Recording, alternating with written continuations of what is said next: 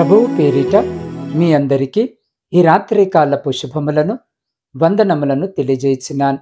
ప్రియులారా, పరిశుద్ధ లేఖన భాగమును మనము చదివినట్లయితే, కానాను వెళ్ళుటకు కల్దీల ఊరను పట్టణములో నుండి వారితో కూడా బయలుదేరి హారాను మట్టుకు వచ్చి అక్కడ నివసించిరి. ఆది కాండము 11వ అధ్యాయము 31వ వచనం. ప్రియ సహోదరి సహోదరులారా, చదవబడిన లేఖన భాగమును ఈ రాత్రి మనము పరిశీలన చేసినట్లయితే, మన జీవితంలో మనం ఎదగకుండా కొన్ని పరిస్థితులు అడ్డుపడుతూ ఉంటాయి. కొంతమంది వ్యక్తులు అడ్డుపడుతూ ఉంటారు. లేదా మనమే మనకున్నటువంటి సుఖభోగాలను బట్టి ముందుకు వెళ్లకుండా ఆగిపోతూ ఉంటాము. అయితే దేవుడు అంటున్నాడు, అలా మనము ఆగిపోవద్దు, ముందుకు సాగేవారిగా ఉండాలని. ప్రియులారా, చాలా మంది మంచి నిర్ణయాలే వారి జీవితాల్లో తీసుకుంటుంటారు. నీవేమవుతావు అని చిన్న పిల్లల్ని అడిగితే వారంటారు, నేను డాక్టర్, లాయర్, కలెక్టర్. ఇలా వారికి నచ్చింది లేదా వారి యొక్క తల్లిదండ్రులు వారి మైండ్లో పెట్టింది వారు చెప్తూ ఉంటారు. వారి ఆలోచన మంచిదే. అయితే అలా చెప్పిన వారిలో ఎంతమంది డాక్టర్లయ్యారు, ఎంతమంది కలెక్టర్లయ్యారు, ఎంతమంది ఇంజనీర్లయ్యారు, ఎంతమంది లాయర్లయ్యారు?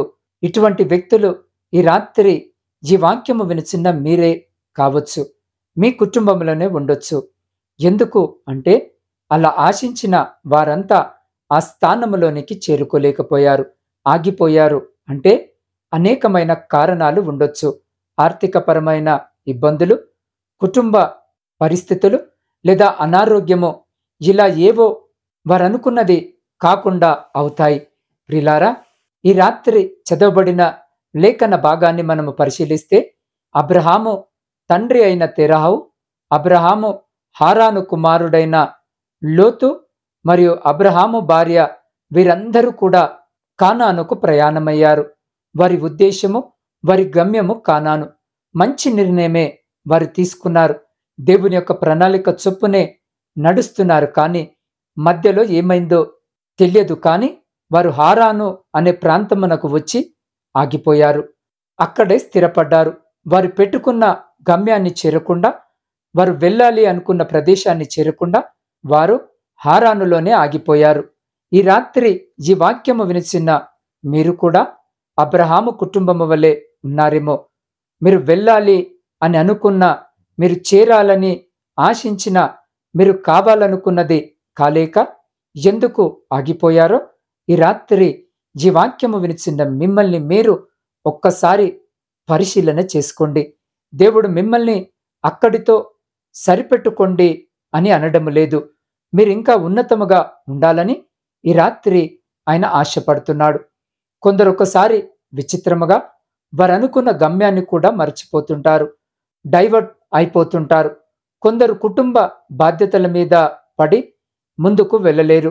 కొందరు భయపడి నా వల్ల కాదులే అని ముందే నిర్ణయించుకొని మనకిది చాలులే అని అనుకుంటారు. ఆ రోజు వారు కానానుకు వెళ్ళాలని హారానులోనే ఆగిపోయారు.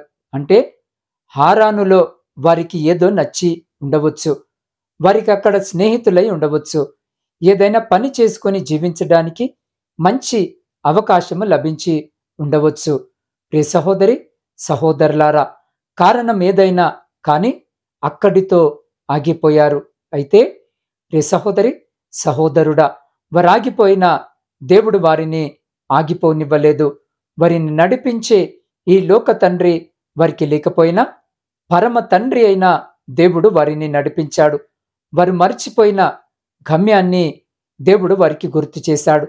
ఈసారి వారికి గమ్యం ఏంటో చెప్పకుండా, నేను చెప్పే దేశమునకు మీరు వెళ్ళాలి అని చెప్పాడు. అబ్రహాము ఆ విధముగానే చేశాడు. ఈ సందర్భంలో మనము ఒక లేఖనమును జ్ఞాపకము చేసుకోవాలి. అదేమిటంటే, అబ్రహాము పిలువబడినప్పుడు విశ్వాసమును బట్టి ఆ పిలుపునకు లోబడి తాను స్వాస్థ్యముగా పొందనైన ప్రదేశమునకు బయలు వెళ్ళెను. మరి ఎక్కడికి వెళ్ళవలెనో అది ఎరగక బయలు వెళ్ళెను. అంటే దేవుణ్ణి మనస్ఫూర్తిగా అబ్రహాము నమ్మాడు. ఎదురుగా వచ్చే కష్టము గురించి ఆలోచించలేదు, సమస్యలను గురించి ఆలోచించలేదు. వెళ్ళగలమా, నివసించగలమా అని కనీసము వారిలో వారైనా చర్చించుకోలేదు. దేవుడే చెప్పాడు, వారు వెళ్ళారు.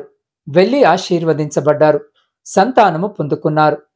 ఈ రాత్రి ఈ వాక్యము వినిచిన ప్రియ సహోదరి, సహోదరుడా, నీ గమ్యానికి నీవు చేరకపోయినా, నీవనుకున్న కార్యము నీ ద్వారా కాకపోయినా, అసలు నీవు మర్చిపోయినా, దేవుడు ఈ రాత్రి నీకు జ్ఞాపకము చేస్తున్నాడు. నీవు ఆయన యందు జీవిస్తే, ఆయన మాటను వింటే, నీవు చేరాలనుకున్న గమ్యము ఎంత కష్టమైనా, నిన్నెంతమంది మనుషులు ఆపుతున్నా, ఎన్ని అవరోధాలు నీకెదురైనా, సర్వ సృష్టికర్త అయిన దేవుడు నిన్ను నడిపిస్తాడు, నిన్ను ఆశీర్వదిస్తాడు. కాబట్టి ఈ రాత్రి ఈ వాక్యము వినిచున్న నీవు ఒక్కసారి నిన్ను నీవు పరిశీలించుకో. ఎక్కడ ఉండాల్సిన నీవు ఎక్కడున్నావు? ఎందుకు ఆగిపోయావు?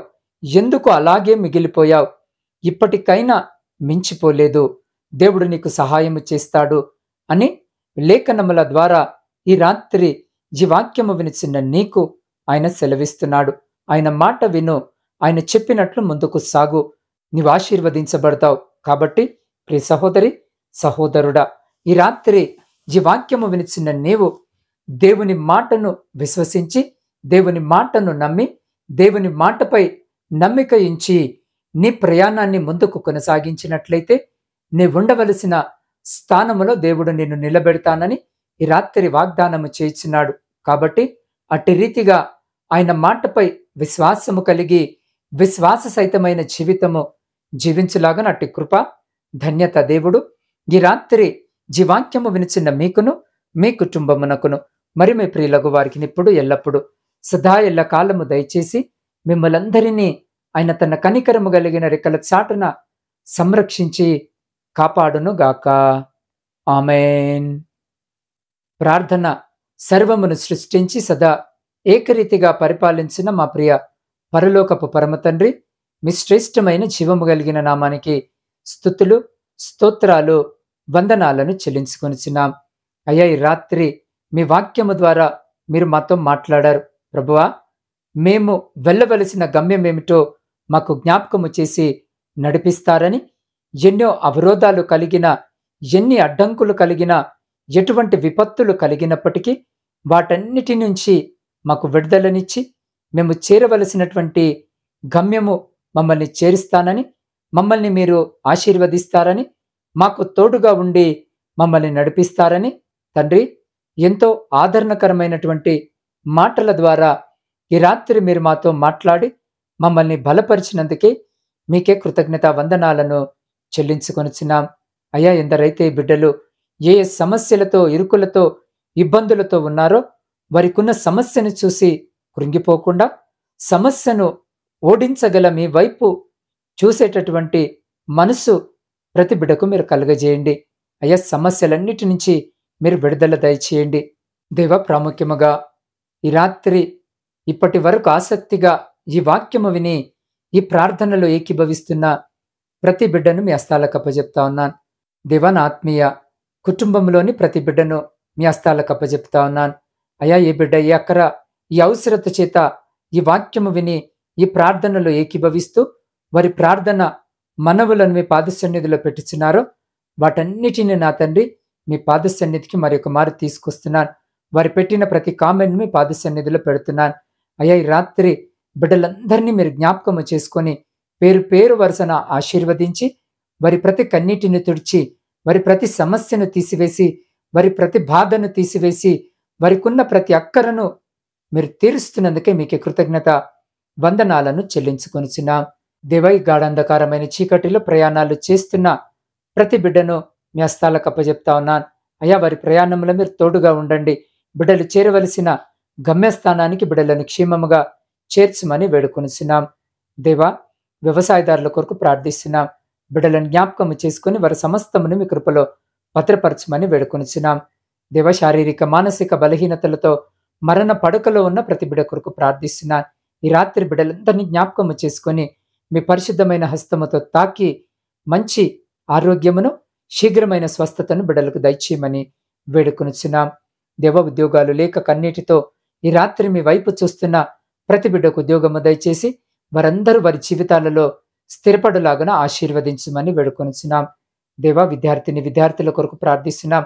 బిడ్డలు విద్యను అభ్యసించుండగా కావలసిన మంచి ఆరోగ్యమును, జ్ఞానమును, జ్ఞాపక శక్తిని మెండుగా దయచేసి వారు వ్రాసే ప్రతి పరీక్షలో బిడ్డలకు విజయము దయచేయమని వేడుకొనిచున్నాం. దేవా, కుటుంబ పోషణకై ఇతర దేశాల్లో ఉంటున్న ప్రతి బిడ్డ నిమిత్తం ప్రార్థిస్తున్నాం. వారికి మీరు తోడుగా ఉండండి, వారి కన్నీటిని తొడవండి, వారు అనుభవిస్తున్న కష్టాలన్నిటి నుంచి విడుదలను దయచేయండి. మీ సన్నిధిని వారికి తోడుగా ఉంచి వారిని, వారి కుటుంబాలన్నిటిని కూడా మీ యొక్క కాపుదలలో సంరక్షించమని వేడుకొనిచున్నాం. దేవా, వివాహాలు జరిగి సంవత్సరాలు గడుస్తున్నప్పటికీ గర్భఫలములు లేక కన్నీటితో ఈ రాత్రి మీ వైపు చూస్తున్న ప్రతి బిడ్డ గర్భాన్ని ముట్టి బిడ్డలకు గర్భఫలము దయచేయమని వేడుకొనిచున్నాం. ఆర్థిక సమస్యలు, అప్పుల భారముతో కన్నీరు విడుస్తూ నలిగిన స్థితిలో మీ వైపు చూస్తున్న ప్రతి బిడ్డని రాత్రి జ్ఞాపకము చేసుకొని వారి జీవితాలలో నుండి ప్రతి విధమైనటువంటి ఆర్థిక భారమును తొలగించి వేయమని వేడుకొనిచున్నాం. దేవా, సైన్యములో ఉండి దేశాన్ని కాపాడుతున్న ప్రతి సైనికుని చుట్టూ మీ కంచె వేసి ప్రతి శత్రు, ప్రతి అపాయం నుంచి మీరు బిడ్డల్ని కాపాడి వారిని, వారి కుటుంబాలను మీ కృప కలిగిన రెక్కల చాటున భద్రపరచమని వేడుకొనిచున్నాం. దేవా, మీ సేవకుల కొరకును, మీ సేవకురాండ్ర కొరకును, వారి కుటుంబాలు, వారి పరిచర్య ఎంతటి కొరకును ప్రార్థిస్తున్నాం. ఈ రాత్రి బిడ్డలను మీరు జ్ఞాపకము చేసుకొని బలపరిచి ఆశీర్వదించి ఏ ప్రాంతంలోనైతే మీ సువార్త పరిచర్య అందించబడటలేదో ఆ ప్రాంతాలకు మీ సువార్త సేవకులను నడిపించమని వేడుకొనిచున్నాం. దేవ, సొంత గృహాల కొరకు ఆశ కలిగి మీ వైపు చూస్తున్న ప్రతి బిడ్డకు స్వంత గృహము దయచేయమని వేడుకొనిచున్నాం. దేవ, వివాహాల కొరకు సిద్ధపడుతున్న ప్రతి బిడ్డ కొరకు ప్రార్థిస్తున్నాం. వివాహాలు జరగక మీ సహాయం కొరకు మీ వైపు చూస్తున్న బిడ్డలకు కూడా మీరు తోడుగా ఉండి కావలసిన సహాయము దయచేయమని వేడుకొనిచున్నాం. దేవ, వృద్ధుల కొరకును, వితంతుల కొరకును, శ్రమలను అనుభవించిన ప్రతి బిడ్డ కొరకు ప్రార్థిస్తున్నాం. ఈ రాత్రి బిడ్డలను మీరు జ్ఞాపకం చేసుకొని మీరు తోడుగా ఉండుమని వేడుకొనిచున్నాం. దేవ, శాంతి సమాధానం లేని కుటుంబాల కొరకు ప్రార్థిస్తున్నాం. విడిపోయిన విచ్ఛిన్నమైన ప్రతి కుటుంబం కొరకు ప్రార్థిస్తున్నాం. ఈ రాత్రి బిడ్డలందరినీ మీరు జ్ఞాపకము చేసుకొని బిడ్డలతో మీరు మాట్లాడి విడిపోయిన విచ్ఛిన్నమైన ప్రతి కుటుంబమును తిరిగి మీ పరిశుద్ధ నామమున కట్టుమని వేడుకొనిచున్నాం. ప్రపంచంలో శాంతి సమాధానాలను కలిగించమని వేడుకొనిచున్నాం. ప్రాముఖ్యంగా నా తండ్రి, ఈ దినాలలో ప్రజలందరినీ భయపెడుతున్న హెచ్ఎంపివి వైరస్ కొరకు ప్రార్థిస్తున్నాం. అయా, వైరస్ ఎక్కడైతే పుట్టిందో నా తండ్రి, అక్కడే దాన్ని సమూలంగా దాన్ని నాశనము చేయమని వేడుకొనిచున్నాం. ఏ బిడ్డ ఆ వైరస్ బారిన పడకుండా బిడ్డలందరి చుట్టూ మీ కంచె వేసి నా తండ్రి మంచి ఆరోగ్యమును బిడ్డలకు దయచేయమని వేడుకొనిచున్నాం. దివై గాఢాంధకారమైన చీకటిలో మేము నిద్రించుండగా మా గృహాల చుట్టూ, మాత్మీయుల గృహాల చుట్టూ, మా ఇరుగు పొరుగు వారి గృహాల చుట్టూ మీ అగ్ని కంచె వేసి ప్రతి బిడ్డను మీ దేవదూతల రేఖల చాటున భద్రపరిచి ప్రతి అంధకార సంబంధమైన శక్తులన్నిటి నుండి మీరే సంరక్షించి కాపాడి మీ చిత్తమైతే, మీరు అక్కడ ఆలస్యమైతే ఎన్నిక లేని మమ్మల్ని మరొక శ్రేష్టమైన నూతన దినములోనికి ప్రవేశింపజేయమని మా రక్షకుడును మీ ప్రియకుమారుడైన యేసు క్రీస్తు సర్వ సమృద్ధి కలిగిన నామమున ప్రార్థించి స్తుతించి అడిగి పొందుకొని ఉన్నాము తండ్రి. ఆమేన్.